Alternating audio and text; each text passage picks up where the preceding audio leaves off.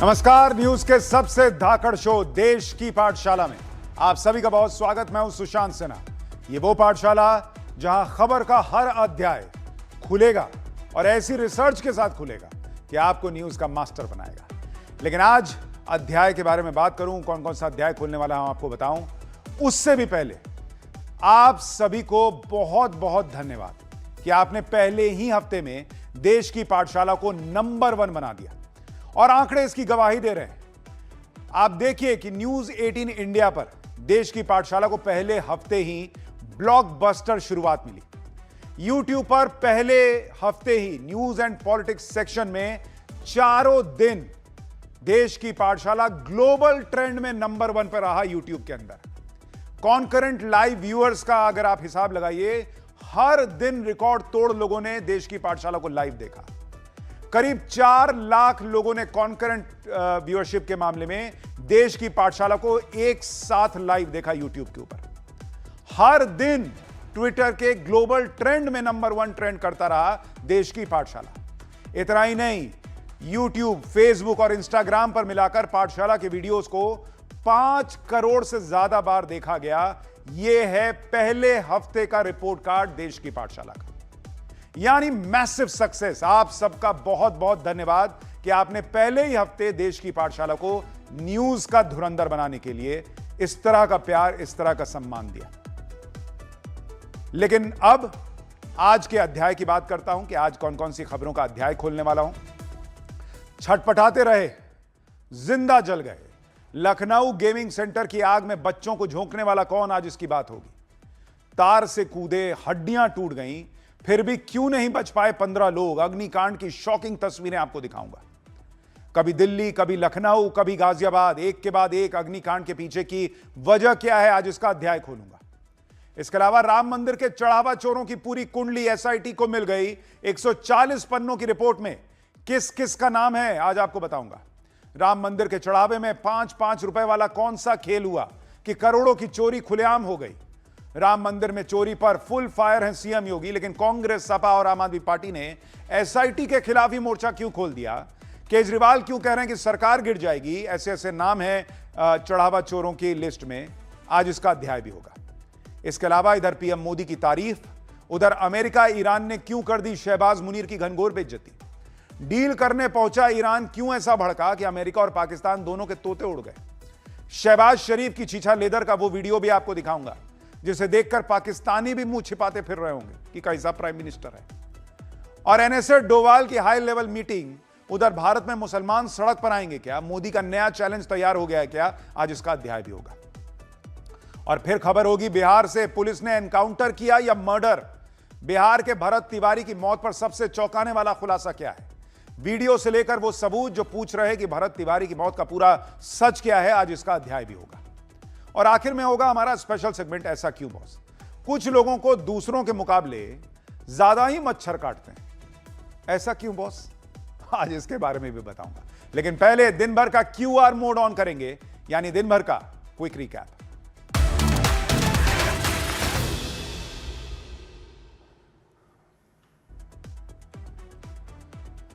ममता बनर्जी पर नई आफत आ गई है। पश्चिम बंगाल में टीएमसी के बागी विधायकों के गुट ने ममता बनर्जी को पार्टी के चेयरपर्सन के पद से ही हटा दिया है।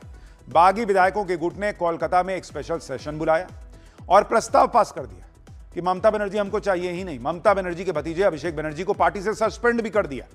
बागी विधायकों के गुट ने खुद को असली टीएमसी बताते हुए अरूप रॉय को ममता बनर्जी की जगह पार्टी का नया चेयरमैन नियुक्त कर दिया है।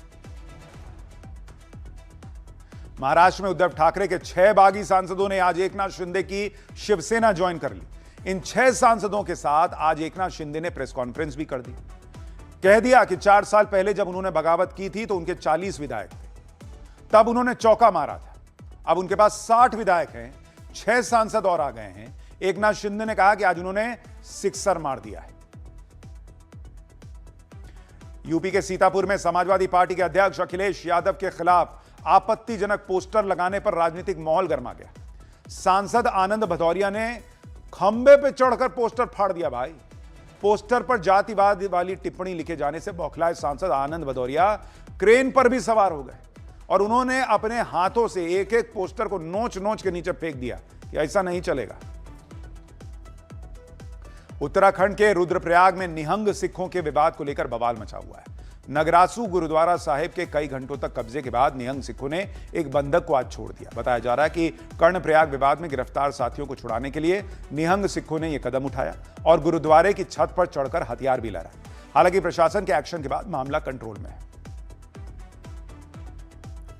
मुंबई वडोदरा एक्सप्रेस वे पर रफ्तार का नशा इस कदर चढ़ा कि एक बीएमडब्ल्यू के परखच्चे उड़ गए। बदलापुर में हुआ यह हादसा इतना जबरदस्त था बॉस कि 2 दोस्तों की मौत ही हो गई। एक तीसरा शख्स गंभीर रूप से घायल है। अब गाड़ी की हालत देखिए, आपको पता चल जाएगा क्या हुआ होगा। बर्थडे पार्टी के बाद ये लोग 250 की स्पीड पर हाईवे पे गाड़ी दौड़ा रहे थे। गाड़ी इतनी स्पीड में थी कि डिवाइडर से टकराने के बाद हाईवे की फेंस में जाकर घुस गई। बिहार के गोपालगंज में बॉलीवुड एक्टर पंकज त्रिपाठी के भाई पर जानलेवा हमले से हड़कंप मच गया। आपसी विवाद के कारण आरोपियों ने धारदार हथियार से हमला कर विजेंद्र नाथ तिवारी को जख्मी कर दिया। हमला इतना जोरदार था कि विजेंद्र नाथ तिवारी खून से लथपथ होकर जमीन पर गिर पड़े। फिलहाल अस्पताल में इलाज चल रहा है। पुलिस ने एक आरोपी को गिरफ्तार कर जेल भी भेज दिया है। तो यह हो गया दिन भर का क्विक रिकैप, पाठशाला का पहला अध्याय। और इसमें आपको बताऊंगा, छटपटाते रहे, जिंदा जल गए। लखनऊ गेमिंग सेंटर की आग में बच्चों को झोंकने वाला कौन? तार से कूदे, हड्डियां टूटी, फिर भी क्यों नहीं बच पाए 15 लोग। अग्निकांड की शॉकिंग तस्वीरें आपको दिखाऊंगा। कभी दिल्ली, कभी लखनऊ, कभी गाजियाबाद, एक के बाद एक अग्निकांड के पीछे की वजह क्या है, सबसे पहले इसका अध्याय देखिए। आपको याद होगा 2-3 हफ्ते पहले ही की बात है। दिल्ली के एक होटल में भयंकर आग लगी थी जिसमें परिवार के परिवार खत्म हो गए थे। अब लखनऊ में ऐसा ही भयंकर कांड हुआ। आप तस्वीर देखिए, आपकी रूह कांप जाएगी। 20-20, 30-30 साल के लड़के लड़कियों की मौत हो गई है। किसी का दम घुट गया, कोई जिंदा जल गया। बॉस, ऐसा भयानक हादसा हुआ है, आप तस्वीरें देखेंगे तो आपका कलेजा कांप जाएगा। लड़के लड़कियां अंदर चीखते रह गए, चिल्ला रहे थे कि कोई तो बचाओ। लेकिन बिल्डिंग ऐसी बनी हुई थी और आग इतनी भयंकर थी कि कौन बचाने घुसता। ना बचने का कोई रास्ता था, ना निकलने का कोई रास्ता दिख रहा था। रास्ता सिर्फ एक ही था कि या तो छलांग लगा दो या फिर किसी रस्सी के सहारे नीचे उतर जाओ। वहां रस्सी तो मिली नहीं लोगों को, तो तार पकड़कर बेचारे जो बच्चे हैं वो लटक लटक के नीचे किसी तरह उतरकर जान बचा पाए। कुछ ने जलती बिल्डिंग से नीचे छलांग ही लगा दी कि हड्डी टूटी तो टूटी, लेकिन जान तो बची। लेकिन सब ऐसा नहीं कर पाए बॉस। सारे ऐसे बच्चे थे वहां पर जिनका दम घुट गया, जो अंदर ही छटपटाते रह गए और आखिर में जलती बिल्डिंग के बीच में दम तोड़ दिया। उनकी सांसें उखड़ गई। इतना दर्दनाक और भयावह हादसा है कि आप देखिएगा तो मैं कह ना रहा हूं, आप हिल जाइएगा। एक एक तस्वीर आपको जो है ना रुला देगी। इसकी एक एक डिटेल आपको बताऊंगा तो रोंगटे खड़े हो जाएंगे। लखनऊ की तस्वीरें देखकर आंखें भर आ रही हैं, क्योंकि बात उन बच्चों की है जो कुछ सीख कर जिंदगी में बेहतर करना चाहते थे। लेकिन यहां तो सारे सपने राख हो गए बॉस। और आप सोचिए उन परिवारों पर क्या बीत रही होगी जिनके अपने बच्चे इस बिल्डिंग में थे। क्योंकि बच्चा तो वहां गया था कोडिंग सीखने, प्रोग्रामिंग सीखने। घर पे फोन गया कि आपका बच्चा बचा ही नहीं है, जल के मर गया। जिनके पास बच्चे ने कॉल की थी कि पापा आकर बचा लो, वहां आग लग गई है। आप सोचिए उस बाप पे क्या बीत रही होगी। रो रो के उन लोगों का बुरा हाल है।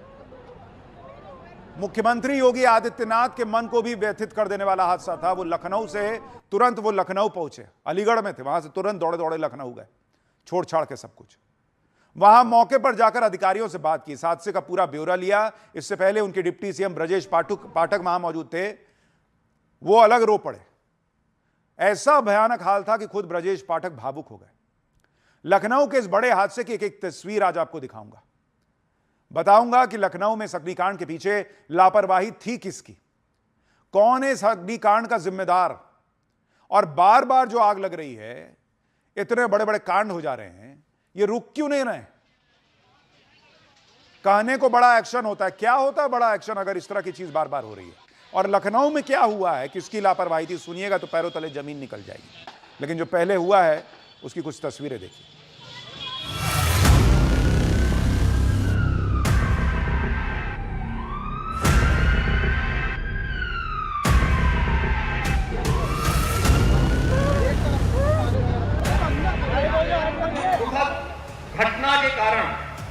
मुझे तत्काल वापस लखनऊ जाना पड़ रहा है।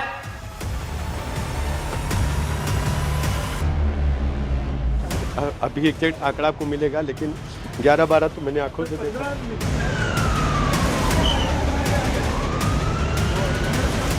सीएम ब्रजेश पाठक भी उनके ठीक पीछे नजर आ रहे हैं और एक एक डिटेल इस वक्त मुख्यमंत्री योगी आदित्यनाथ ले रहे हैं। आप जो बड़े होल दीवार में देख रहे हैं, इन्हीं जगहों से निकाला गया था जो लोग इसमें फंसे थे। देखिए, लखनऊ में हुए भीषण अग्निकांड की तस्वीरों ने पूरे देश को सन्न करके रख दिया। इस अग्निकांड में मरने वालों की संख्या 15 पहुंच गई है। अब तक 7 से 8 लोग अभी भी घायल हैं। और यह अग्निकांड लखनऊ के अलीगंज इलाके में हुआ है, जहां इस बिल्डिंग में एक ग्राफिक्स एनिमेशन ट्रेनिंग सेंटर चलता था।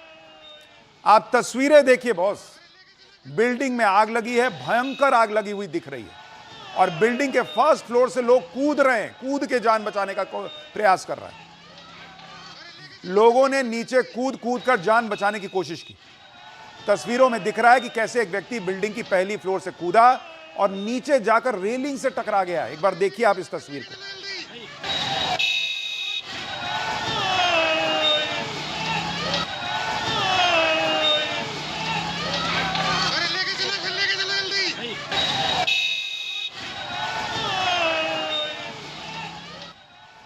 सोचिए उसकी क्या हालत हुई होगी। बेचारा नीचे कूदा है, वो रेलिंग लगी हुई थी, सीधा उसी पे गिर गया। आसपास के लोग दौड़े दौड़े गए कि बचाओ इसको, लेके चलो। आपको लखनऊ के भीषण अग्निकांड की कुछ और तस्वीरें दिखाता हूं। इन तस्वीरों में भी साफ दिख रहा है कि कैसे पूरी बिल्डिंग आग की चपेट में है। ग्राउंड से लेकर टॉप फ्लोर तक हर जगह आग ही आग है। और जिस वक्त आग लगी उस वक्त की तस्वीरें आप देखिए।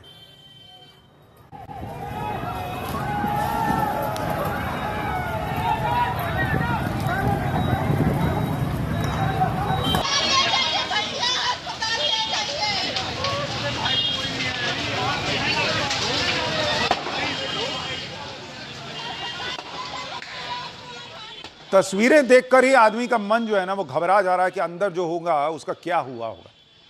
जब वहां इतनी भयंकर आग लगी तो स्थिति क्या थी।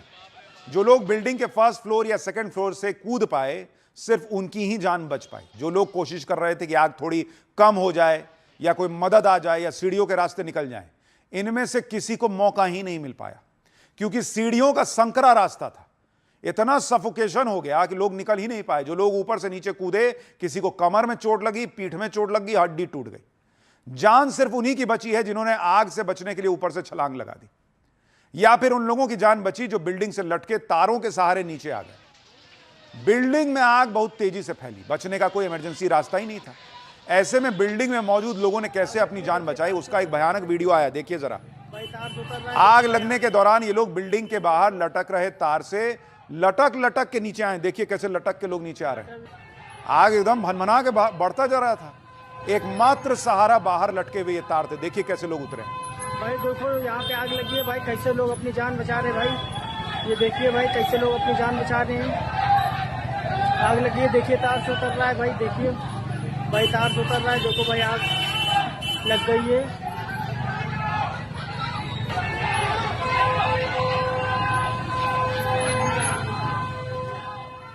करीब 7 से 8 लोग तार पकड़ पकड़ के नीचे आए। इस दौरान एक लड़की भी तार पकड़कर आग से जान बचाने के लिए नीचे आती दिखी, लेकिन इस दौरान उसका हाथ छूट गया और नीचे आके गिर गई। नीचे गिरकर वो फिर तारों में फंस गई। आप देखिए उस वक्त क्या हुआ। भाई देखो लड़की बची भाई, चोट लगते हैं इसको बची भाई, लड़की बहुत बची भाई। भाई वो देखो लड़की बची भाई। भाई देखो लड़की बची भाई, चोट लगते हैं इसको बची भाई, लड़की बहुत बची भाई। भाई देखिए भाई आग बढ़ गई है भाई, आग बढ़ गई है भाई। देखिए भाई आग बढ़ गई। सेंटर लॉक था? नहीं वो चल रहा था लोग, हम उससे बाहर निकले हैं। हम बस सीढ़ियाँ नहीं जा पाए क्योंकि बहुत ज्यादा धुआं था। सेक्टर लॉक चल रहा था, उससे कारण हम फंसे नहीं हैं। सीढ़ियों के अलावा और कोई निकलने की जगह नहीं थी, कोई वेंटिलेशन कहीं पर? सब कुछ लॉक था, चारों तरफ से बंद था, जिसकी वजह से दम घुटने की वजह से लोग घायल हुए। आप सोचिए बॉस कि किस तरह के सेंटर्स चल रहे हैं कि आग लग जाए तो निकलने का कोई रास्ता तक नहीं है। आप यह भी देखिए कि जब आग लगी तो लोगों को बचाने के लिए बिल्डिंग के साथ वाली इमारत की छत पर चढ़कर बिल्डिंग की साइड वाली दीवार तोड़ी गई ताकि अंदर जाकर लोगों को बचाया जा सके। यानी बिल्डिंग में कोई फायर एग्जिट था ही नहीं। यानी आप जो बच्चे वहां पढ़ रहे थे उनको आपने मौत के मुंह में धकेल रखा था। ना ही फायर ब्रिगेड वालों के लिए अंदर जाने का कोई रास्ता था। फायर ब्रिगेड वालों को बगल की दीवार तोड़नी पड़ी। दीवार तोड़ने के बाद अंदर पानी जो है वो पानी डाला गया, आग को बुझाया गया ऐसे दीवार तोड़कर। इसके बाद एक एक करके अंदर से शवों को निकाला गया। जब इतना टाइम लग जाएगा तो अंदर से क्या कोई जिंदा निकलेगा? लेकिन सिस्टम सोया हुआ है। आग लग गई, लोग मर गए, तब जो है वो दीवार तोड़ रहे हैं और अब डिस्कशन होगा कि कैसे ऐसा हो गया। लखनऊ में आग इतनी भीषण थी कि उसे बुझाने के लिए फायर ब्रिगेड की कई गाड़ियां लग गई। इसके साथ क्रेन की मदद से वाटर कैनन का इस्तेमाल करके आग बुझाई गई। जब आग लगी तो वहां हड़कंप मच गया। लोग जुटे, कोई पुलिस वाले को कॉल करने लगा, कोई फायर डिपार्टमेंट को कॉल करने लगा। आग लगने के वक्त क्या माहौल हो गया था, सुनिए चश्मदीदों ने क्या बताया। वो था जब हम लोग यहाँ पे आए तो धुआं निकल रहा था। उसके बाद से हम लोग लगातार पुलिस वाले सबको कॉल कर रहे थे कि आप आ जाइए, और कुछ लोगों को तो हमने बचाया, तार से 5-6 लोगों को, 1 लड़की और 5 लड़का। बट आग लगने के बाद फिर एक आदमी ऊपर से सीधा नीचे कूदा, जिससे उसकी वजह से रीढ़ की हड्डी टूट गई और उसके दोनों पैर में चोट लगा। फिर उसके बाद 15 मिनट तक कोई नहीं आया। पुलिस वाले आए, इधर उधर राउंड मारे, उन्होंने फिर फोन किया, क्या किया, उसके बाद तब तक आग पूरी लग चुकी थी।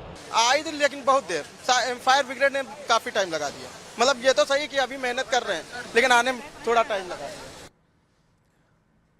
देखिए ये जो बिल्डिंग जिसमें आग लगी है उसके बारे में भी सुनिए। ये कमर्शियल बिल्डिंग थी और इसमें 3 फ्लोर थे, और अगर आप इसको देखेंगे ग्राउंड और फर्स्ट फ्लोर जो था इस पर पेट शॉप और पेट क्लिनिक था। फिर सेकंड फ्लोर पर गेमिंग, एनिमेशन और कंप्यूटर कोडिंग होती थी। यहां पर बच्चे सीखते भी थे और नौकरी भी करते थे। जिस वक्त आग लगी उस वक्त बिल्डिंग में 25 से 30 लोग थे। 4 से 5 लोगों ने कूद कर अपनी जान बचाई। जिस बिल्डिंग में आग लगी वहां पेट शॉप भी था। आग के बीच कुछ पेट्स को बचाया गया। उसकी भी तस्वीरें जो है वो आपको दिखा रहा हूं कि कैसे बेचारे बेजुबान जो हैं उनको बाहर निकाला गया। इतना भयानक हादसा था कि सीएम योगी सब छोड़ छाड़ के तुरंत लखनऊ पहुंचे। जिस वक्त बिल्डिंग में आग लगने की खबर आई उस वक्त सीएम योगी अलीगढ़ में एक प्रोग्राम में थे। वहां से वो सीधे लखनऊ पहुंचे और मौके पर जाकर उन्होंने हालात का जायजा लिया। अधिकारियों से जानकारी ली कि हुआ क्या। फिर योगी वहां पर गए जहां पर दीवार तोड़कर फायर वालों ने अंदर पानी की पाइप डाली थी और उस हिस्से को योगी ने भी देखा। वहां से उस वक्त की एक रिपोर्ट देखिए, फिर आगे की बात बताता हूं।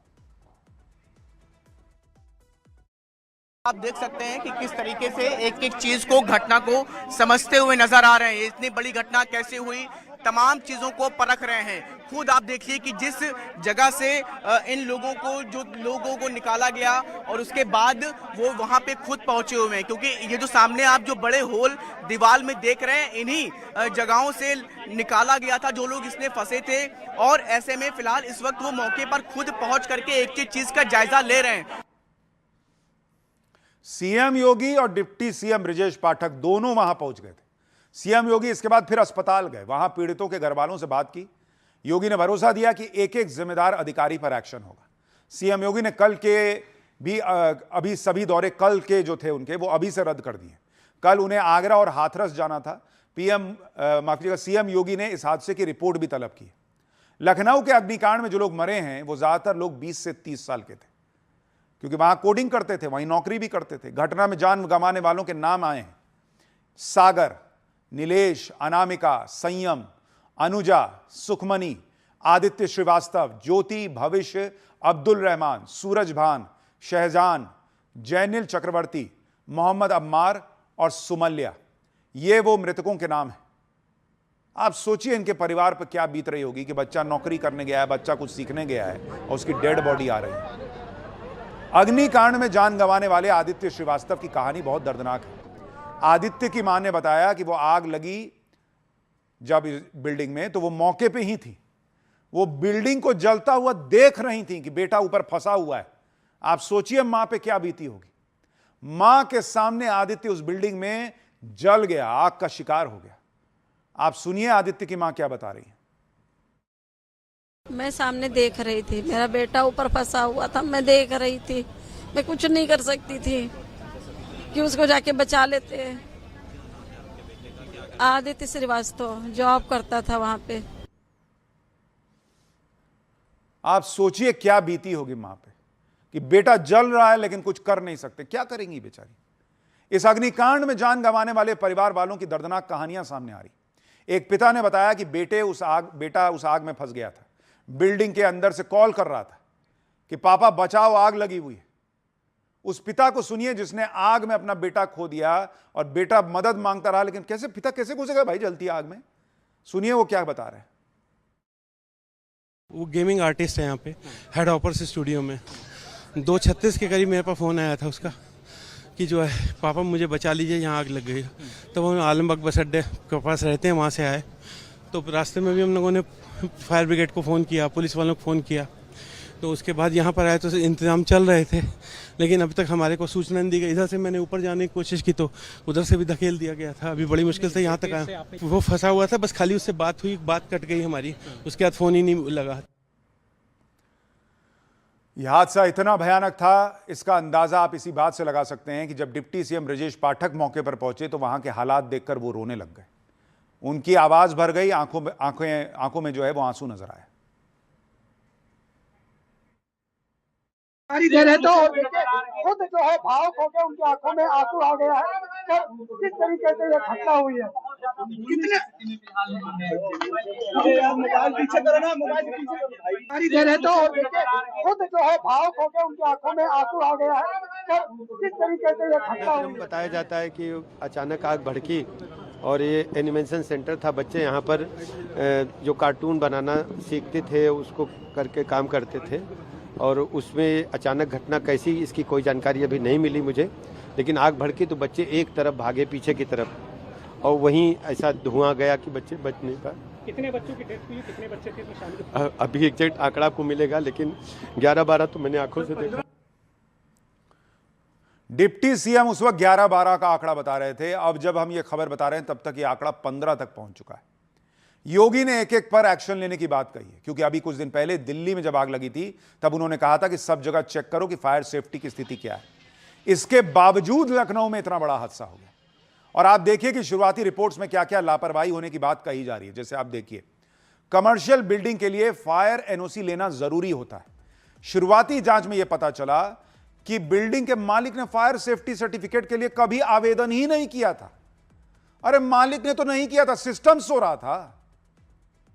कैसा सिस्टम है बॉस ये कि कोई एनओसी के लिए अप्लाई नहीं कर रहा और उसकी बिल्डिंग बन गई और चल रही है। ना ही इमारत में आग बुझाने के पुख्ता इंतजाम थे। यह भी आरोप लग रहा है कि कागजों पर जो नक्शा पास कराया गया था वो असल निर्माण से बिल्कुल अलग था। नियम के मुताबिक कमर्शियल बिल्डिंग में चारों तरफ या आगे पीछे एक सुनिश्चित खुली जगह, जिसे सेटबैक एरिया कहते हैं, वो छोड़नी होती है ताकि इमरजेंसी हालात में इसका इस्तेमाल हो सके। आरोप है कि बिल्डिंग में ऐसा कोई एरिया था ही नहीं, छोड़ा ही नहीं बिल्डर ने। सेटबैक एरिया को भी कवर कर दिया था। यही वजह थी कि जब आग लगी तो धुआं निकलने के लिए कोई जगह ही नहीं बची और पूरी बिल्डिंग गैस चैम्बर बन गई। फायर फाइटर्स को अंदर घुसने के लिए बगल की इमारत की दीवार तक तोड़नी पड़ गई। यानी शुरुआती जानकारी से यही लग रहा है कि नियम को ताक पर रखकर इस बिल्डिंग को बनाया गया था। सवाल यह है कि बिना फायर एनओसी के, बिना सही नक्शे के, बिना सही निर्माण के यह कमर्शियल बिल्डिंग चल कैसे रही थी बॉस। और जिन लोगों की इसमें गलती है, नक्शा पास करने वाले से लेकर एनओसी क्यों नहीं है ये नहीं पूछने वाले तक, और वो बिल्डर तो है ही है, उन सब को क्यों फांसी की सजा नहीं होनी चाहिए? उनको क्यों नहीं मर्डरर माना जाना चाहिए? यह हत्या नहीं है तो क्या है? इस पर कोई ऐसी कड़ी कार्रवाई क्यों ना हो कि पूरा सिस्टम हिले? आए दिन इस तरह की घटनाएं हो रही हैं। दिल्ली में सबने देखा कि कैसे पूरा परिवार बर्बाद हो गया। लोग आए थे इलाज करवाने, लेकिन सब कुछ गवा दिया। इस तरह की घटनाएं देश के अलग अलग हिस्सों में हो रही हैं। ज्यादातर मामलों में यही दिखता है कि नियम तोड़े गए। एक सेट पैटर्न दिखता है कि नियमों की अनदेखी हादसे की वजह बन जाती है, लेकिन बावजूद इसके सबक नहीं लिया जाता। कुछ दिन हल्ला मचा, उसके बाद फिर वही पुराना ढर्रे पे चीजें चलने लगती हैं। कोई सिस्टम की जवाबदेही नहीं है कि ऐसी घटना दोबारा ना हो। और वो क्यों नहीं है? क्योंकि किसी को सस्पेंड कर दीजिएगा, किसी को नौकरी से निकाल दीजिएगा। जब तक इन लोगों को फांसी नहीं दीजिएगा ना बॉस, ये सिस्टम ऐसा ही सड़ा रहेगा। किसी का बच्चा मर गया, खाली सस्पेंड से काम चलेगा? इसका परमानेंट इलाज करना होगा। हर बिल्डिंग का फायर ऑडिट वॉर लेवल पे करवाना होगा। नियमों के पालन को लेकर जीरो टॉलरेंस अपनाना होगा, तब जाके मामला सेट होगा। लेकिन यहां एक आग लखनऊ में लगी तो उधर एक आग अयोध्या में राम मंदिर का चंदा चोरी होने को लेकर लगी हुई है। और पाठशाला में अब इसी का अध्याय। राम मंदिर के चढ़ावा चोरों की पूरी कुंडली एसआईटी को मिल गई। 140 पन्नों की रिपोर्ट में किस किस का नाम है। राम मंदिर के चढ़ावे में 5-5 रुपए वाला कौन सा खेल हुआ कि करोड़ों की चोरी खुलेआम हो गई।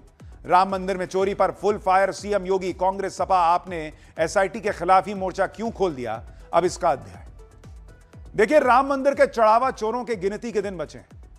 मुख्यमंत्री योगी आदित्यनाथ ने 15 दिन का टाइम मांगा था। अभी 3 दिन बीते हैं और 3 दिन में ही चढ़ावा चोरों की कुंडली खुलने लगी है बॉस। और एसआईटी की शुरुआती जांच रिपोर्ट भी तैयार हो गई है। सूत्रों के मुताबिक 140 पन्नों की रिपोर्ट में प्रभु श्री राम के चढ़ावा चोरों की पूरी कुंडली तैयार हो चुकी है। रिपोर्ट में चंदा चोरों के खिलाफ जुटाए गए सबूतों की पूरी जानकारी मौजूद है, यह भी कहा जा रहा है। लेकिन यह ध्यान रखिएगा कि एसआईटी की जांच अभी जारी है।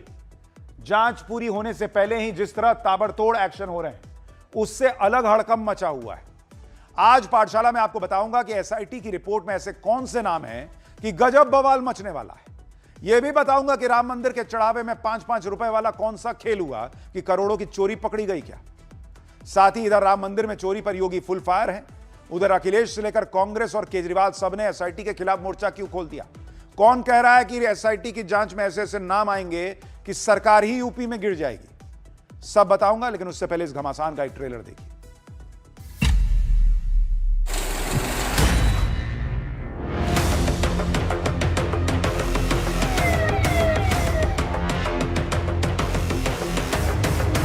सवाल ये कि एसआईटी कौन करेगा। अब मजे की बात, जांच जब हो रही है तो सबसे पहले अखिलेश जी के बिरादर का नाम आ रहा है, टिन्नू यादव। मंदिर में चंदा चोरी पर आप पूरा जबरदस्त बोलेंगे, लेकिन मुसलमानों के साथ सीना चोरी पर आप खामोश क्यों हैं? कह रहे हैं बहुत बड़े बड़े नाम शामिल हैं, कार्रवाई हुई तो सरकार भी गिर सकती है। सबसे पहले आपको एसआईटी की शुरुआती रिपोर्ट के बारे में बताता हूं। जो सूत्रों के हवाले से खबर आ रही है उसके मुताबिक एसआईटी ने अपनी जांच रिपोर्ट में 14 लोगों के लिखित बयान दर्ज किए हैं। एसआईटी की रिपोर्ट में मंदिर के मैनेजमेंट में कई कमियों का जिक्र है।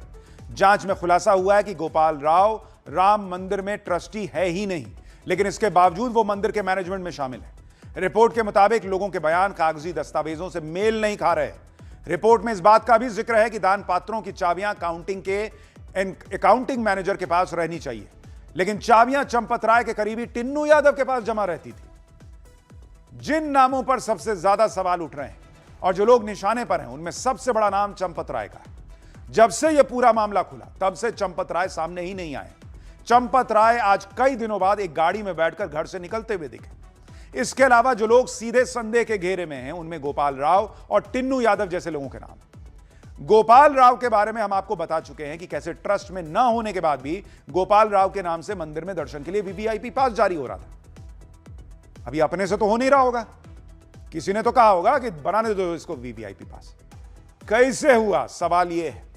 इसके अलावा टिन्नू यादव जो चंपत राय का सहयोगी है और जिसके बारे में एसआईटी जांच में पता चला कि दान पात्रों की चाबियां उसी के पास रहती थी, जबकि ये चाबियां अकाउंटिंग मैनेजर के पास रखी जानी चाहिए थी, तो सवाल उठेगा कि आखिर चाबी उसके पास रही कैसे। और इसीलिए बहुत सारे ऐसे सवाल हैं जिनके जवाब एसआईटी की इस रिपोर्ट में धीरे धीरे सामने आने लगे। कैसे लोग थे बॉस, भगवान का पैसा चुरा रहे हो तुम, जो भी हो, लोक लाज कुछ नहीं। और तुमको यह भी नहीं लगा कि भगवान तो देखेगा ही, कोई देखे ना देखे। और यह तो एसआईटी की शुरुआती जांच रिपोर्ट है बॉस, पूरी रिपोर्ट आने में अभी कुछ दिन और लगेंगे। लेकिन जब से यह मामला खुला है, एसआईटी की जांच चली है, तब से एक बड़ी बात यह भी हुई है कि राम मंदिर के मैनेजमेंट और चढ़ावे की गिनती के सिस्टम में बड़ा बदलाव हुआ है। यह बदलाव क्या क्या हुए हैं वो भी आपको बता देता हूं। सूत्र बता रहे हैं कि राम मंदिर में चढ़ावे के पैसों की गिनती करने वाले लोग अब बदल दिए गए। बैंक की तरफ से पैसों की गिनती में शामिल टीम को भी बदल दिया गया है। अब तक चढ़ावे की गिनती में लगे सेवादारों की ड्यूटी एसआईटी जांच पूरी होने तक बदल दी गई। इसके अलावा चढ़ावे की गिनती की लगातार निगरानी के लिए अलग से भी लोग लगा दिए गए। अब राम मंदिर के दान पात्रों से कैश निकालने और ले जाने की वीडियोग्राफी होगी। पहले से तय नियमों का अब सख्ती से पालन किया जा रहा है। गिनती में शामिल लोगों के लिए ड्रेस कोड सिस्टम लागू कर दिया गया है। अब बिना जेब के कपड़ों में ही काउंटिंग रूम में एंट्री मिलेगी। काउंटिंग रूम से निकलते समय कर्मचारियों की पूरी तलाशी भी ली जाएगी। सवाल तो उठता है कि यह सारी चीजें शुरू से क्यों नहीं हो रही थी। सूत्रों के मुताबिक जांच के बीच ही एसआईटी की तरफ से राम मंदिर के मैनेजमेंट से जुड़े लोगों को इन बदलावों को लागू करने का निर्देश दिया गया है। एसआईटी की जांच पूरी होने के बाद राम मंदिर चढ़ावा चोरी कांड में शामिल लोगों पर बड़ी कार्रवाई हो सकती है। सूत्रों के मुताबिक भविष्य में इस तरह की कोई गड़बड़ी ना हो, इसके लिए भी एसआईटी ने कुछ अहम सिफारिशें की। पहली सिफारिश, राम मंदिर के मौजूदा मैनेजमेंट को ही बदल दिया जाए। दूसरी सिफारिश, मैनेजमेंट में प्रोफेशनल तरीका अपनाया जाए। तीसरी सिफारिश, बेहतर मैनेजमेंट के लिए सीईओ की तैनाती की जाए। राम मंदिर के इस पूरे मैनेजमेंट में जो लोग लगे थे ना, वो सब आज सवालों के घेरे में हैं। उनसे सवाल पूछे जा रहे हैं, क्योंकि बॉस ये तो बेसिक होना चाहिए था। आपने सिस्टम बनाया, लेकिन वो फूल प्रूफ काम कर रहा है कि नहीं आपने देखा ही नहीं। यहां करोड़ों राम भक्त आप पर भरोसा किए बैठे हैं और ऐसी खबर आ रही है। और राम मंदिर के चढ़ावे में 5-5 रुपए वाला कौन सा खेल हुआ, आज आपको यह भी समझना होगा। आप अगर देश भर के बड़े मंदिरों में दर्शन की संख्या के हिसाब से औसत दान देखिएगा तो यह बड़ा सवाल खड़ा होता है कि बॉस ये राम मंदिर के अंदर हुआ क्या है, और ये जो खेला हुआ है इसकी पूरी कहानी क्या है, इसको समझना होगा। अगर आप देखेंगे औसत दान जो दिया गया प्रति, या अगर आप कहेंगे प्रति भक्त राम मंदिर के या दूसरों के अलावा, मैं आपको दिखा रहा हूं। तो अगर आप तिरुपति में देखेंगे, तिरुपति मंदिर, वहां पे माना जाता है कि औसत दान जो है, ये ऊपर नीचे हो सकता है, लेकिन औसत दान प्रति भक्त जो है वो 423 रुपया का आता है तिरुपति मंदिर। इसी तरीके से माता वैष्णो देवी मंदिर है। वैष्णो देवी मंदिर में माना जाता है कि वहां पर जो श्रद्धालुओं की संख्या है, जो टोटल चढ़ावा है, उसको कैलकुलेट कीजिएगा तो 120 रुपए का चढ़ावा वहां पर चढ़ता है प्रति भक्त। ऊपर नीचे हो सकता है। राम मंदिर का अगर आप देखिएगा कि राम मंदिर में क्या आंकड़ा था, तो जब प्राण प्रतिष्ठा के 11 दिन थे, प्राण प्रतिष्ठा के 11 दिन, उसमें कितना दान आया राम मंदिर के अंदर प्रति भक्त? 46 रुपया का आया, 46 रुपीज का। ठीक है, लेकिन आज की डेट में जो पिछला आंकड़ा आता है, जो सार्वजनिक किया गया, अब कितना राम मंदिर में दान आ रहा है? 5 रुपया प्रति भक्त। 5 रुपया कैसे हो गया बॉस? ये 5 रुपया का खेल क्या है वो भी आपको समझना होगा। देखिए, राम मंदिर में औसत दान अगर आप देखेंगे, ये 5 रुपया कैसे हुआ, राम मंदिर उसमें अगर आप देखेंगे औसत दान जो दिया गया, वो दिया गया 1 अप्रैल 2025 से लेकर 28 फरवरी 2026 तक। कितना दिया गया भाई औसत दान? कुल चंदा आया, कुल चंदा वो आया आपका 82 करोड़ 78 लाख। ये इतना चंदा आया इस पूरे समय के दौरान में। ठीक है, और कुल दर्शन कितने लोगों ने किया, जो आंकड़ा मौजूद है, कुल दर्शन किया लोगों ने 16 करोड़। तो अगर आप इसको मैच कीजिएगा तो प्रति व्यक्ति जो दान बैठता है वो बैठता है 5 रुपया का। चलिए ठीक है, सबने दान नहीं किया होगा, आधे ने किया, तब भी 10 रुपया। लेकिन सवाल ये उठ रहा है बॉस कि आज की डेट में जो पहले प्राण प्रतिष्ठा के वक्त 46 रुपया था, उसके बाद कहा जाता है कि बहुत भी घटा तो 30 रुपया के आसपास रहता था, वो घट के 5 रुपया कैसे हो गया दान? सवाल नहीं पूछा जाएगा कि दान की राशि घटी है या वहां मामला गड़बड़ाया है, क्या हुआ है? श्रद्धालुओं की श्रद्धा तो कम नहीं हो सकती, ये पैसा किसी ने कम कर दिया क्या? ये सवाल पूछा जाएगा, और इसीलिए जांच होनी बहुत जरूरी है, और वो जांच बहुत तेजी से हो रही है। मामला तो खुलेगा ही। आप सोचिएगा कि प्रभु श्री राम के मंदिर में चोरी कर लीजिएगा और बच जाइएगा। अरे भगवान का राज चल रहा है यहां। पाठशाला में अब अगला अध्याय, इधर पीएम मोदी की तारीफ, उधर अमेरिका ईरान ने क्यों कर दी शहबाज मुनीर की घनघोर बेइज्जती। डील करने पहुंचा ईरान क्यों ऐसा भड़का कि अमेरिका और पाकिस्तान दोनों के तोते उड़ गए। शहबाज शरीफ की छीछा लेदर का वो वीडियो जिसे देखकर पाकिस्तानी भी मुंह छिपाते फिर रहे होंगे। और एनएसए डोवाल की हाई लेवल मीटिंग, उधर भारत में मुसलमान सड़क पर आएंगे क्या, मोदी का नया चैलेंज तैयार हो गया है क्या, अब इसका अध्याय। इधर डोनाल्ड ट्रंप भर भर कर पीएम मोदी की तारीफ कर रहे थे। बहुत लोग को बहुत आग लगी हुई है। उधर पाकिस्तान भर भर के जलील हो रहा है। इधर ट्रंप भारत के साथ बड़ी बड़ी डील कर रहे हैं, उधर ईरान से डील में ट्रंप ने पाकिस्तान को चाय में पड़ी मक्खी की तरह निकालकर फेंक दिया।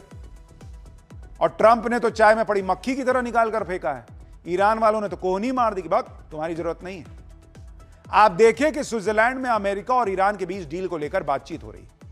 इस बातचीत में पाकिस्तान की भयंकर बेइज्जती हो रही है, क्योंकि जिस डील के लिए पाकिस्तान पिछले 3 महीने से माहौल बना रहा था कि अरे यार डील तो मैं ही करा रहा हूं, उसका सारा क्रेडिट ऐन वक्त पर कोई और लेके चला गया। डोनाल्ड ट्रंप की चापलूसी में लगे शहबाज मुनीर हाथ मलते रह गए। और अब ऐसा लग रहा है कि इस पूरी डील में शहबाज मुनीर को सिर्फ गाली खाने के लिए रखा था, क्योंकि स्विट्जरलैंड में ईरान और अमेरिका की बात हो रही है। शहबाज मुनीर भी क्रेडिट लूटने स्विट्जरलैंड गए थे, लाइन में कूद के आगे आगे कि हम डील कराएंगे बॉस तुम्हारी, हम भी फोटो खिंचवाएंगे, नाम चमकाएंगे। लेकिन जैसा सोच कर आए थे वैसा हुआ नहीं, सब कुछ उल्टा पड़ गया बॉस वहां पर। और अब ऐसा लग रहा है कि जैसे पाकिस्तान को बुलाया ही गाली खाने के लिए गया था। ईरान अमेरिका ने खास तौर पर शहबाज मुनीर को कोई गाली खाने वाला बनाकर वहां पर रखा था। और स्विट्जरलैंड में ईरान अमेरिका की बातचीत में जो हुआ, उससे पाकिस्तान में लोगों की हालत खराब होगी। अमेरिका के उपराष्ट्रपति जेडी वेंस ने क्या सुनाया वो भी बताऊंगा। और शहबाज शरीफ की हालत यह हो गई कि काटो तो खून नहीं। पाकिस्तान के प्रधानमंत्री शहबाज शरीफ एकदम सन्न पड़ गए। उनके चेहरे के हाव भाव देखकर ऐसा लग रहा था जैसे उन्हें समझ ही नहीं आ रहा है कि उनके साथ हो क्या गया। स्विट्जरलैंड टॉक्स में सबसे ज्यादा शहबाज शरीफ के चेहरे के हाव भाव ही वायरल हो रहे हैं। ये तस्वीर देखिए। आपको बताऊंगा कि स्विट्जरलैंड में कैसे पाकिस्तान की भयंकर बेइज्जती हुई। 1.5 मिनट का वो वीडियो दिखाऊंगा जो ईरान और अमेरिका दोनों ने पाकिस्तान की तगड़ी क्लास लगाते हुए वहां पर दोनों दिख रहे हैं। क्या अमेरिका और ईरान की डील खत्म हो रही है? अब कौन सा नया खतरा मंडरा रहा है? पाकिस्तान जलील हो रहा है, लेकिन अमेरिका और भारत के बीच क्या चल रहा है? भारत में क्या हो रहा है? डोवाल कौन सी मीटिंग कर रहे हैं? क्या मुसलमान सड़क पर आने वाले? बहुत कुछ है इस अध्याय में बॉस, लेकिन पहले एक झलक देखिए।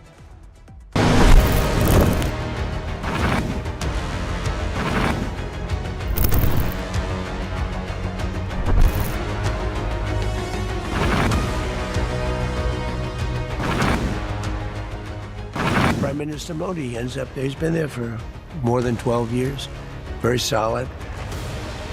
And he does it through like there's a great calmness.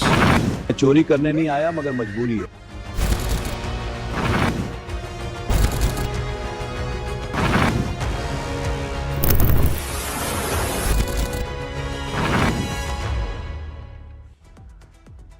America और ईरान के बीच में जो कुछ हो रहा है उसमें पिछले कुछ समय से मुनीर शहबाज बेकार की फुटेज खा रहे हैं। लेकिन इसी चक्कर में इनकी ऐसी छीछा लेदर हुई है बॉस कि आज दुनिया फिर हंस रही है। आपको दिखाता हूं कि कैसे मुनीर शहबाज के तोते उड़े हुए। आप चेहरा देखिए शहबाज का, 1 सेकंड के लिए तो ऐसा लगा कि इसको हार्ट अटैक ना आ जाए, ऐसी हालत हो गई थी। चेहरा देख रहे हैं शहबाज और मुनीर जो हवा में उड़ रहे हैं। स्विट्जरलैंड में उनके चेहरों पर हवाइयां उड़ी हुई थी। अमेरिका और ईरान के बीच मध्यस्थता के दावों पर उछलने वाले शहबाज का चेहरा ऐसा हो गया कि मानो अभी रो देंगे। शहबाज शरीफ कांपते हुए दिख रहे थे बॉस। आप देखिए ना चेहरा, जैसे नहीं होता है कि शेयर बाजार में पैसा लगाए हो, अब भग सब उड़ गया, अब कर्जा कैसे चुकाएंगे। डोनाल्ड ट्रंप को जवाब क्या देंगे कि वहां जो हो गया है, वैसा चेहरे पे हवाइयां उड़ी हुई हैं। ये चेहरा देख के कोई भी कह देगा कि ये आदमी जो है ना, इसको अभी चक्कर आ जाए, कोई इसको पकड़ लेने तो गिर जाएगा ये। शहबाज शरीफ की हालत ऐसी थी जैसे कोई दरबान गेट पे खड़ा रहता है, ठीक वैसे ही शहबाज वहां खड़े के खड़े रह रहे। और इसी वजह से शहबाज की हालत खराब हो रही थी कि पता नहीं ट्रंप अब क्या करेंगे, क्योंकि वहां ईरान से बातचीत होनी थी। ईरान के लीडर वहां पर आए, कहे हम साथ में फोटो ही नहीं खिंचाएंगे। जाओ भाई साहब, इस आदमी को तो काटो तो खून नहीं। स्विट्जरलैंड में अमेरिका और ईरान के बीच शांति वार्ता के दौरान क्या हुआ और कैसे शहबाज और मुनीर की सिट्टी पिट्टी गुम हो गई, उसकी पूरी कहानी बताता हूं। सबसे पहले यह तस्वीर देखिए। अमेरिका जो खुद को सुपर पावर कहता है, वो ईरान के साथ शांति वार्ता में पहले पहुंच गया। मोटे तौर पे माना जाता है कि जिसका रौला रहता है वो लास्ट में आता है। अमेरिका पहले पहुंचा, इतना बेचैन था कि किसी तरह डील हो जाए। जेडी वेंस अपनी टीम के साथ आए, शहबाज मुनीर से हाथ मिलाए, उसके बाद पीछे जाके खड़े हो गए। इसके बाद ईरान का डेलीगेशन आया, ईरान के विदेश मंत्री अब्बास अराक्ची आए। शहबाज को लगा कि शायद अराक्ची उनसे मिलने आएंगे, लेकिन अराक्ची खड़े रहे। कुछ तो शहबाज खुद अराक्ची के पास गए, दोनों गले मिले। शहबाज कहते हैं कि एक फोटो ऑफ होगा, अराक्ची ने मना कर दिया कि मैं फोटो नहीं खिंचाऊंगा, वापस अपनी जगह पे चले गए। तभी पाकिस्तान के गृह मंत्री मोहसिन नकवी अराक्ची के पास गए। आप तस्वीर देखिए वहां पर क्या हुआ है कि वहां पर जब अराक्ची से गले मिले, वो वाली तस्वीर दिखाई है, अराक्ची से शहबाज गले मिले, उसके बाद जो है वो अराक्ची अपना चले गए कि ना मैं फोटो नहीं खिंचाऊंगा।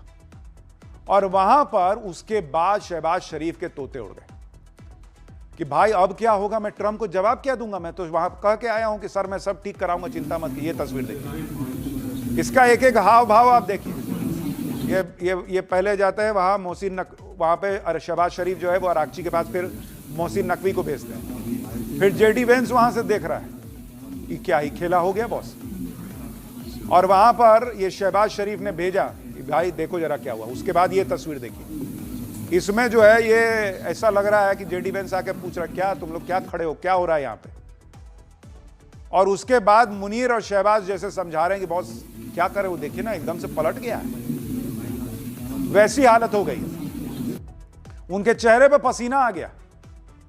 जेडी वेंस आकर शहबाज की बांह पकड़ते हैं और पूछते हैं कि ये सब क्या चल रहा है। शहबाज के साथ मुनीर के चेहरे पर भी टेंशन साफ दिख रही है। शहबाज ऐसा लग रहा था कि किसी तरीके से जेडी वेंस से नजर, देख रहे हैं इसका चेहरा, हवाइयां उड़ी हुई है कि बाप रे बाप अब ट्रंप मेरा क्या हाल करेंगे, क्योंकि ईरान ने फोटो खिंचवाने से मना कर दिया।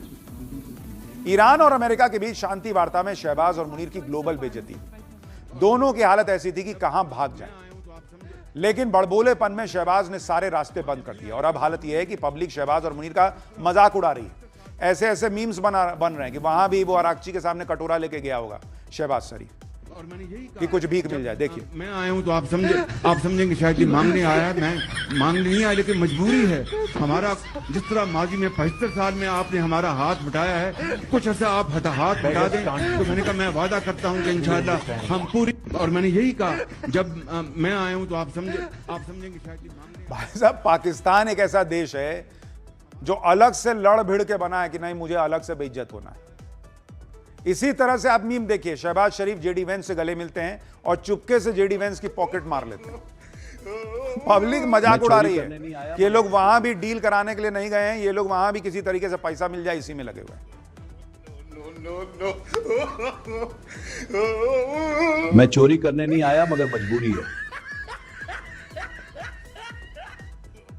शहबाज शरीफ जिंदगी भर जो आज हुआ है ना वो भूल नहीं पाएंगे। पूरी दुनिया देख रही थी कि शहबाज शरीफ की हालत कैसी हो गई थी। पाकिस्तान के लिए इससे ज्यादा शर्म की बात क्या होगी कि उसका प्रधानमंत्री ग्लोबल प्लेटफॉर्म पर जो है वो ऐसे बेइज्जत होता दिख रहा था। शहबाज की बेइज्जती के जख्म पर अमेरिका ने अलग से नमक छिड़क दिया। ईरान के साथ समझौता होने में देरी के लिए जेडी वेंस ने पाकिस्तान को जिम्मेदार बताया। जेडी वेंस ने कहा कि समझौते के दस्तावेज जारी करने में देरी हुई। अमेरिका डील का टेक्स्ट पहले जारी करना चाहता था, लेकिन तालमेल न बैठने की बड़ी वजह है पाकिस्तान, क्योंकि पाकिस्तान में प्रेस की आजादी ही नहीं है, अमेरिका कह रहा है, इसलिए अमेरिका डील का दस्तावेज जारी नहीं कर सका। बताइए, इतना मक्खन लगाया ये लोग डोनाल्ड ट्रंप को, अब वही बेइज्जत कर रहा है। दरअसल 15 जून को ट्रंप ने अंतरिम समझौते की घोषणा की, लेकिन दस्तावेज को सार्वजनिक करने में 2 दिन की देरी हुई। इस पर बड़ा बवाल हुआ था। डेमोक्रेटिक नेताओं ने ट्रंप प्रशासन से सवाल किया तो इसका ठीकरा जेडी वेंस ने पाकिस्तान पर फोड़ दिया। गजब तो यह भी हुआ कि जिस डील को लेकर पाकिस्तान उछल रहा था उसका क्रेडिट कोई और लेके चला गया। पाकिस्तान का रोल इस पूरी डील में जूनियर आर्टिस्ट का रह गया बॉस, जो दूर खड़ा बस तमाशा देख रहा है, और डील का असली क्रेडिट कतर लेके चला गया। आप तस्वीरें देखिए, कतर के विदेश मंत्री अल थानी और अमेरिकी उपराष्ट्रपति जेडी वेंस डील के दस्तावेज देख रहे हैं, लैपटॉप पे एडिट कर रहे हैं। ना वहां मुनीर है ना शहबाज शरीफ, उनको दरवाजे के बाहर रखा हुआ कि देखना कोई आ ना जाए। कतर और पाकिस्तान का मामला अलग है। पहले ट्रंप ने पाकिस्तान को ईरान से डील के लिए लगाया, लेकिन जब शहबाज और मुनीर से बात नहीं बनी, ट्रंप को समझ में आ गया कि इनके बूते का कुछ है नहीं। तब अमेरिका ने कतर को बीच में घुसाया, क्योंकि कतर वो देश है जिस पर अमेरिका और ईरान दोनों भरोसा करते हैं। भरोसे के मामले में कतर बाजी मार गया। दूसरी बात, मध्यस्थता के रोल में कतर का ट्रैक रिकॉर्ड जबरदस्त है। 2020 में अमेरिका तालिबान के भी एग्रीमेंट कतर के दोहा में हुआ था। तीसरी बात, कतर ऐसी बातचीत को लेकर लो प्रोफाइल रहता है, पाकिस्तान की तरह जो है वो क्रेडिट लेने की मारामारी नहीं करता। चौथी बात, ईरान के $1 बिलियन फंड्स फ्रीज हैं, इसमें से करीब $6 बिलियन कतर के पास है और बातचीत चल रही है कि ये फंड्स ईरान को दिए जाने हैं। पांचवी बात, सबसे अहम बात यह है कि इस युद्ध में कतर पर भी हमले हो रहे थे, युद्ध को रोकने में उसका स्टेक भी लगा हुआ था, जबकि पाकिस्तान इस डील से अपना फायदा बनाने में लगा था। तो पाकिस्तान की हर कदम पे बेइज्जती हो रही है। भाई डोनाल्ड ट्रंप ने जब MOU पे साइन किया, इन दोनों को बुलाया ही नहीं, मुनीर और शहबाज को। आज मुनीर शहबाज सोचे थे कि आज तो सारी हेडलाइन हमारी वहां चेहरा उतर गया। फाइनेंशियल टाइम्स के मुताबिक अप्रैल में पाकिस्तान में हुई मीटिंग खराब हो गई थी, जिसके बाद अमेरिका ने कतर से आगे आकर नेगोशिएशन करने का आग्रह किया। पाकिस्तान बस देखता रहा और असली मीडिएटर की भूमिका कतर ने निभाई। पाकिस्तान की हर तरफ से घनघोर बेइज्जती हो रही, लेकिन पाकिस्तान जब भारत के खिलाफ कुछ नहीं कर पाता तो वो भारत के मुसलमानों को भड़काने की अपनी कोशिश जारी करता है। और यह भी पीएम मोदी के लिए एक चुनौती से कम नहीं है। पाकिस्तान हमेशा यह कोशिश करता रहता है कि भारत के मुसलमान सड़क पर उतर आए। इस बार पाकिस्तान के राष्ट्रपति आसिफ अली जरदारी ने भारत के मुसलमानों को भड़काने की कोशिश की। पाकिस्तान से अपना घर तो संभलता नहीं, पाकिस्तान में बवाल मचा हुआ है, लेकिन जरदारी को यह सब नहीं दिखता। वो भाई साहब भारत के मुसलमानों को उकसाने में लगे। इस बार जरदारी ने कहा कि भारत में मुस्लिम और मस्जिद खतरे में। अरे तुम्हारी पुकारे पूरी इकॉनमी डूब गई, तुम्हारे यहां पूरा देश मुसलमानों को लेकर बना है, वो ठीक से बच नहीं पा रहे, तुम भारत के मुसलमान और मस्जिद बता रहे हो। कह रहा है कि ऐतिहासिक मस्जिदों को गिराया जा रहा है, वाराणसी की गंज शहीदा मस्जिद इसमें शामिल है। भारत इन गतिविधियों को फौरन रोके, नहीं तो भारत टूट सकता है। भारत टूट सकता है। तुम अपना देश संभालो भाई, एक बांग्लादेश पहले ही तुमसे निकाला जा चुका है। पीओके कब टूट जाए, कब भारत का जो पीओके भारत का जो हिस्सा है वो हमारे पास आए, वो पता नहीं, और तुम चले हो भारत तोड़ने। अराजकता फैल सकती है, मुसलमानों की विरासत की सुरक्षा करे भारत, ये पाकिस्तान कर रहा है। देखिए ये वो पाकिस्तान है जहां अल्पसंख्यक समुदाय खत्म होने की कगार पर है। हिंदुओं पर आए दिन अत्याचार होते हैं। तुम कश्मीर कब्जाए बैठे हो, पाकिस्तान ऑक्यूपाइड कश्मीर, किसी भी दिन ले लिया जाएगा तुमसे, और तुमको पड़ी है जरदारी को भारत के अल्पसंख्यकों की। आसिफ अली जरदारी भले ही पाकिस्तान के राष्ट्रपति हैं, लेकिन पाकिस्तान में उनकी हैसियत रबर स्टाम्प की है। कोई काम है नहीं करने को, तो वो भारत के मुसलमानों को भड़काने में लगे। भारत ने जरदारी के भड़काऊ बयानों का करारा जवाब दिया। भारत के विदेश मंत्रालय ने कहा कि जरदारी का बयान हास्यास्पद और बेतुका है। जरदारी का बयान कट्टरता की नीति से प्रेरित है। भारत के मामलों में दखल का अधिकार ही नहीं है पाकिस्तान के पास। पाकिस्तान को मानवाधिकार रिकॉर्ड उसका खुद का इतना खराब है, जिसको लेकर पाकिस्तान की किरकिरी होती है। अल्पसंख्यकों को प्रताड़ित करने का इतिहास है पाकिस्तान का, वो हमको समझाएगा। भारत ने पाकिस्तान को तो जवाब दे दिया, लेकिन भारत में ही कुछ लोग हैं जो सड़कों पर उतरने की बातें कर रहे हैं। All India Muslim personal law board ने कहा कि देश में मुसलमानों पर हो रहे जुल्म के खिलाफ जल्दी ही देशव्यापी अभियान शुरू कर देंगे। सड़क पर उतर के धरना प्रदर्शन करेंगे। सुनिए जरा। जिस तरह से एक पर्टिकुलर कम्युनिटी को, मुसलमानों को टारगेट कर लिया गया है और उसमें रूलिंग पार्टी पूरी तरह शामिल है, तो ये हमको ये लगता है कि अब वक्त इस बात तकादा कर रहा है कि हम एक देशव्यापी अभियान छेड़ें। इसलिए छेड़ें, देखिए ये तो हम प्रोग्राम की डिटेलिंग कर रहे हैं अभी, लेकिन ये बात शामिल है कि हम सड़कों पर यात्रा जब करेंगे तो सड़कों पर उतरेंगे, धरना देंगे तो सड़कों पर उतरेंगे। तो भैया यहां एक अलग चीज शुरू हो सकती है, देखिए अब उसमें क्या होगा। लेकिन पाठशाला में अब अगले अध्याय का वक्त हो गया। पुलिस ने एनकाउंटर किया या मर्डर, बिहार के भरत तिवारी की मौत पर सबसे चौंकाने वाला खुलासा क्या है? वीडियो से लेकर वो सबूत जो पूछ रहे कि भरत तिवारी की मौत का पूरा सच क्या है, अब इसका अध्याय देखिए। बिहार के भरत तिवारी के एनकाउंटर पर पिछले कई दिनों से जबरदस्त बवाल मचा है। पूरा सोशल मीडिया इसी मामले पर चल रही बहस से भरा पड़ा है। कई लोग इसे फॉरवर्ड बनाम बैकवर्ड का मुद्दा भी बनाने में जुट गए।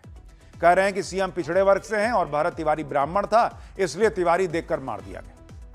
लेकिन याद कीजिए, ऐसे ही लोग यूपी में उस विकास दुबे के एनकाउंटर पर भी सवाल उठा रहे थे, जिसने पुलिस पर गोली चला दी थी। यह बात अलग है कि भरत तिवारी का केस अलग है। वो कोई माफिया नहीं था, वो कोई क्रिमिनल नहीं था, उसका अलग तरह का एक मिजाज था, और इसी मिजाज की वजह से वो पुलिस वालों पर भी बंदूक तान देता था, और इसी की वजह से आखिर में भरत तिवारी एनकाउंटर में मारा गया, ऐसा कहा जाता है। लेकिन लोग सवाल पूछ रहे हैं बार बार कि क्या एनकाउंटर के अलावा कोई और चारा पुलिस के पास था? नहीं। एनकाउंटर हुआ है या मर्डर, यह सवाल पब्लिक भी पूछ रही है। भरत तिवारी के लिए बिहार भर में प्रदर्शन हो रहे हैं। कई दिनों से लोगों का गुस्सा पुलिस प्रशासन सरकार पर फूट रहा है, क्योंकि लोग कह रहे हैं कि भरत तिवारी तो लोगों के लिए लड़ रहा था। लोग सवाल कर रहे हैं कि जब भरत तिवारी ने बंदूक फेंक दी, जब उसने सरेंडर कर दिया, तो उसका एनकाउंटर क्यों किया गया। लोग कह रहे हैं कि यह एनकाउंटर नहीं, हत्या है, जिसमें शामिल पुलिस वालों पर मर्डर का केस चलना चाहिए। भरत तिवारी का यह मामला आज सुप्रीम कोर्ट भी पहुंचा। सुप्रीम कोर्ट में इस मामले में क्या हुआ, कैसे भरत तिवारी के एनकाउंटर को लेकर बिहार उबल रहा है, कैसे राजनीति में भरत तिवारी के एनकाउंटर से हड़कंप मच गया है, और कैसे खुद सरकार के लोग आपस में भिड़ गए हैं, इस पूरे मामले में क्या क्या खुलासे हुए हैं, माता पिता घरवाले क्या कह रहे हैं, सब बताऊंगा। लेकिन पहले एक झलक देखिए।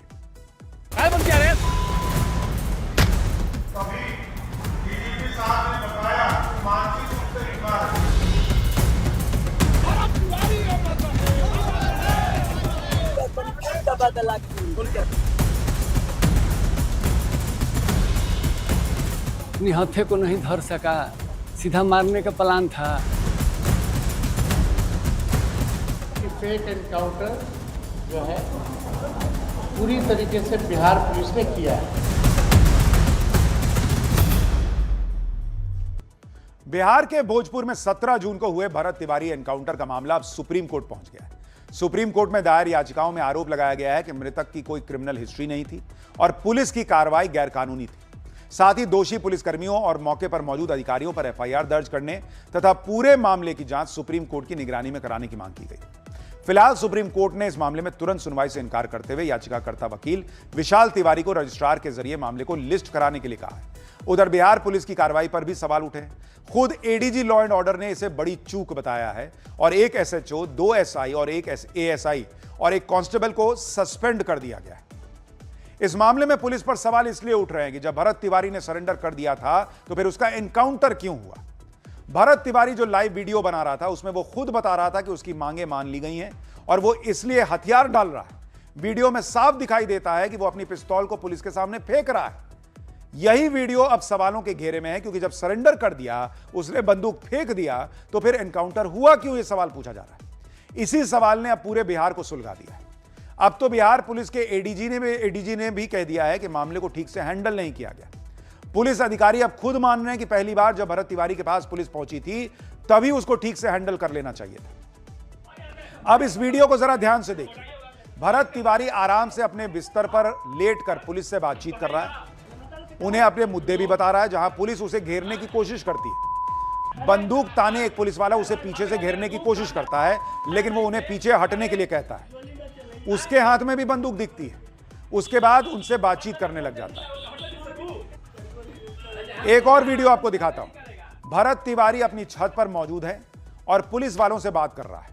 साथ ही वीडियो में पुलिस की गाड़ियां भी दिख रही हैं। पुलिस ने उसके घर का दरवाजा बाहर से बंद किया, जिसे खुलवाने के लिए वो पुलिस से बात कर रहा है। इस वीडियो में भरत पुलिस की दूर खड़ी गाड़ी पर एक फायर भी करता है। देखिए।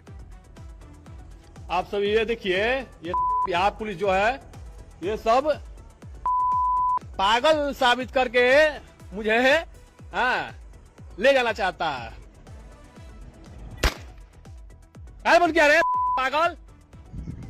खोलो दरवाजा, समझ में आ जाएगा तुम सबको।